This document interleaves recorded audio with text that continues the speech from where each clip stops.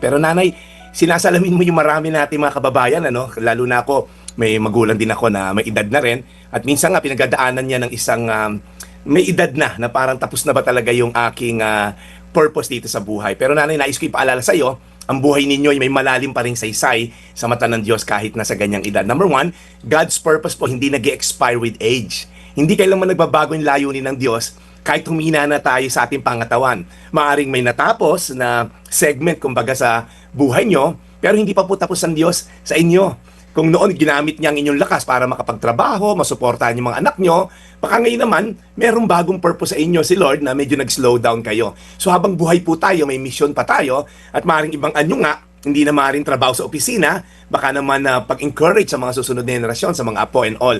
Pangalawa po, yung kahinaan po ninyo, I don't think na you're a burden. Kasi po sa dami nyo ring natulungan, sabi nyo nga, yung anak nyo, naiahon nyo sa buhay. Actually po, it's more of a testimony more than a burden.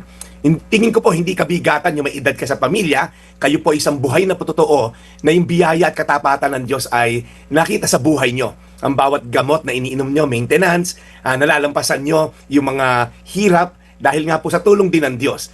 Meron po akong pangako sa inyo na galing sa Diyos sa Isaiah 46:4, aalagaan ko kayo hanggang sa tumanda at pumuti ang buhok nyo. Nilikha ko kayo, kaya kayo'y aalagaan ko, tutulungan ko kayo at ililigtas. Alam niyo po, ito isang magandang pangako ng Diyos sa mga senior citizens.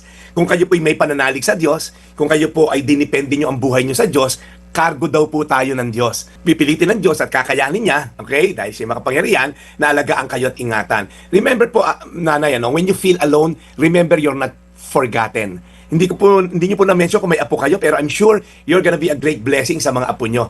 Maraming mga tao ang natulungan nyo habang kayo tumatanda. At ngayon po, I think it's time naman na tanggapin nyo rin po yung mga tulong. So may practical application lang po ako. Number one, start each morning with gratitude.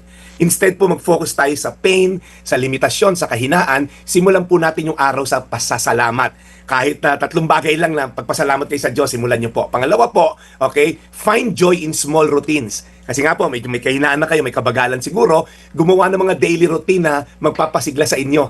Morning devotion, magkape kayo, magbasa ng Biblia kung maaari, no? Meron po kayo, magdilig ng halaman, alam niyo po yon, magpagtsikahan dyan sa mga kapitbahay nyo. Yung small routine po na yon, nabubuhay yung komunidad at nabibigyan kayo ng value dahil meron kayong taong nabibless. At pangatlo at panghuli po, be a blessing to the next generation. Maaring hindi nyo apo, maaring anak ng kapitbahay nyo, apo ng kapitbahay nyo, pwede kayong makipagkwentuhan, magkwento kung paano napakabait ng Diyos sa buhay nyo mula, alam niyo mga kwentong lolo't lola, okay, ang sarap pakinggan ng mga ganun pag ako'y nasa probinsya eh. So ang kwento nyo po ay gabay sa mga susunod na henerasyon. Tandaan nyo po nanay, ang tunay po na sense ng buhay hindi nasusukat sa lakas ng katawan, kundi sa pagkapit natin sa Diyos at patuloy na pagpapasalamat sa buhay na binigay sa atin. Isaiah 46:4, aalagaan ko kayo hanggang sa tumanda at pumuti ang inyong buhok, nilikha ko kayo, kaya kayo'y aalagaan ko, tutulungan ko kayo at ililigtas. Tayo manalangin, nanay. Lord, maraming salamat po sa buhay ni Nanay Celia. Alam kong parang nawawalan siya ng sense of purpose, pero Lord, napakalaki na contribute niya sa kanyang mga anak. Napalaki niya to ng maayos. In fact, ang ganda ng buhay ng kanyang mga anak. The fact na hindi na pariwara at naitaguyod niya mga ito ay isa ng malaking accomplishment bilang isang individual.